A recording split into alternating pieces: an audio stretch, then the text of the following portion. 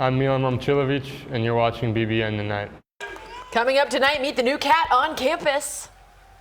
Is there a number that you're looking for or shooting for this year? That's the big question. That and more all ahead in my one-on-one interview with Milan Momcilovic. And football getting closer by the second. New preseason nods are still rolling in for Will Stein's crew. We are glad you're on our crew tonight. Welcome into BBN tonight. I'm Maggie Davis. You left us hanging there. I'm wondering what that number is. I know, that was the point. Okay, we'll wait then. You got to stay with us. I'm Keith Farmer. Glad to be back with you. And Mark Pope is surely glad that Momcilovic is in the bluegrass as well. Let's get right into it. Tonight's Big Blue story presented by CHI St. Joseph Health. Widely considered one of the best transfers available this offseason. He made Kentucky wait for it, eventually withdrawing from the NBA draft on May 27th and coming to the Cats on June 1st, 28 days later. A lot has changed for Momcilovic after he transferred to a new program for the first time in his collegiate career. Well, the 6'9" forward is originally from Wisconsin, and he spent his first 3 years at Iowa State. But assistant coach Mikhail McLean told me earlier this month one thing that will not be changing is Milan's practice habits. I mean, don't get me started on him. I mean, he's an unbelievable shooter. It's like he came in and we're like, okay, teach us what you do. Like, we're not going to tell you how to run your workouts and all this stuff. Like, let's learn from you. Let's figure out where we can tweak it. So we're not tweaking anything because he's the best shooter in America, right? Best shooter in America. Have to like the sound of that. Well, Momcilovic averaged 7.5 attempts from beyond the arc per game last season. Now, for comparison's sake, Colin Chandler took a team-high 5 triples per game last year. Kobe Brea took about 6 in Mark Pope's first season. So how many does UK's head coach want the best shooter in college basketball to take now that he is a Wildcat? Well, let's get right to it. Finally, here's my conversation with Milan Momcilovic. Milan, first of all, welcome to Lexington. Thank you. What have these last couple of weeks been like? I mean, it's been kind of crazy just going through the process and, picking a school really quick, but I think I found the right place. Obviously came here the last couple of weeks and, we started practice and I've enjoyed it. Yeah, you said it's been kind of crazy. It was kind of crazy before you got here. Were you aware of the amount of attention Big Blue Nation was paying to everything you were doing while you were making that decision? Not really. Obviously, I'm on Twitter or X, whatever you want to call it, a little bit. So I've seen some of the fans and what they say.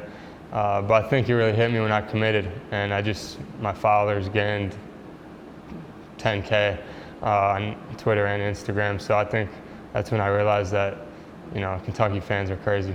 When you were making that decision, was there a particular moment or a specific conversation that led you here?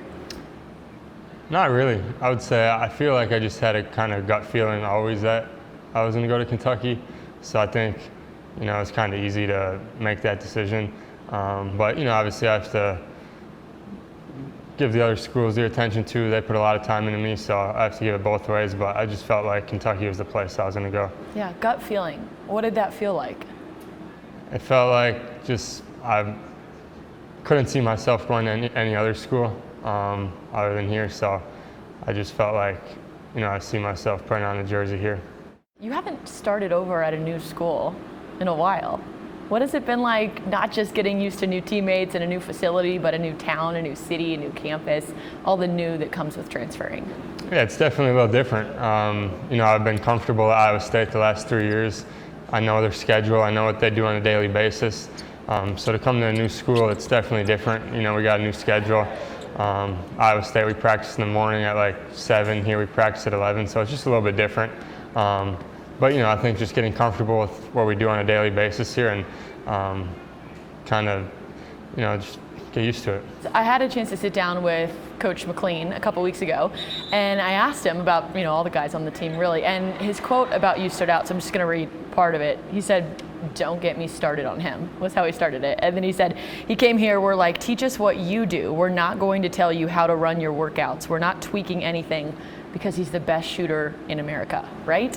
Yeah. That's what he said to me. And I was like, well, there you go. They're not tweaking anything because what is there to tweak?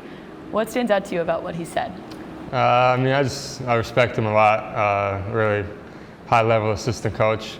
We obviously trash talk a little bit because he went to Houston. I went to Iowa State. It's 2 defensive-minded programs. But, I think what he said, you know, I have a routine. I have a daily schedule that I follow, and it's got me to where I am now. So I think they don't want to tweak it or anything, so I do the same thing I did last year. I like that you bring up defense. That's not exactly the headline when you commit somewhere. What can you tell us about your defense? I would say I'm a solid defender. I'm obviously not the best athlete, you know, not going to jump the highest and move the quickest, but, you know, I'm going to compete, give it everything I got on the defense end. I'm going to stay in front of my guys, so you're not going to see me locking down the best guys, but I'm going to hold my own.